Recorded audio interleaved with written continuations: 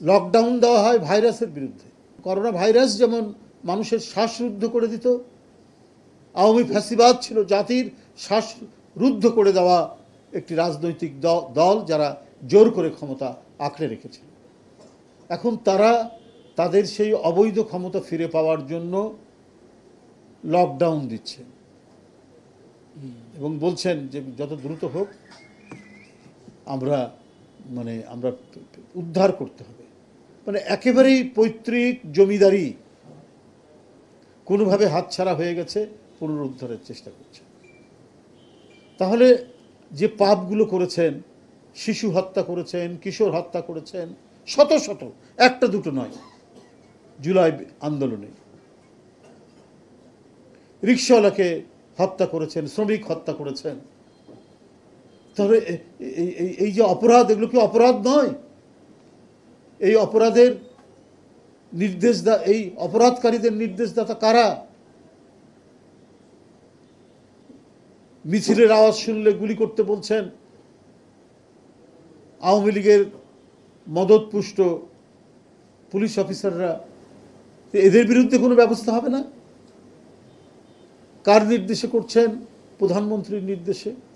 তার অনেক ডকুমেন্ট এখন পাওয়া যাচ্ছে, অনেক ভিডিও ভাইরাল হচ্ছে।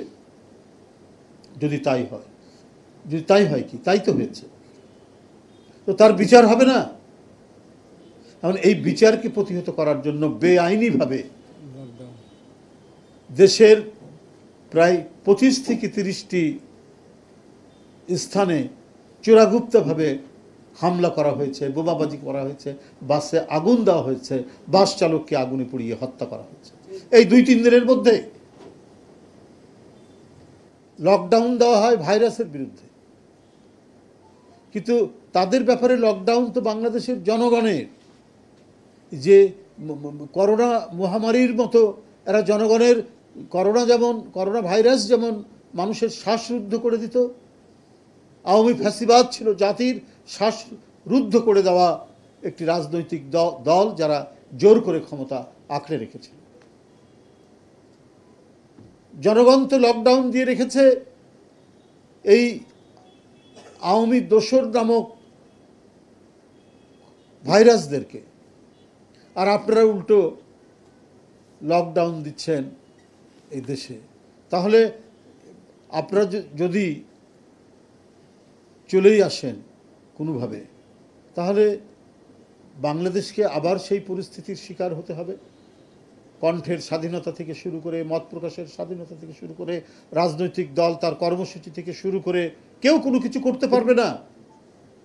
যেভাবে তারা দেশ চালিয়েছেন, আর্থিক প্রতিষ্ঠানগুলো শূন্য করে দিয়েছেন, রাজকোষ শূন্য করে দিয়েছেন, শূন্য করে দিয়ে বড় বড় প্রজেক্টের নামে টাকা পাচার করেছেন।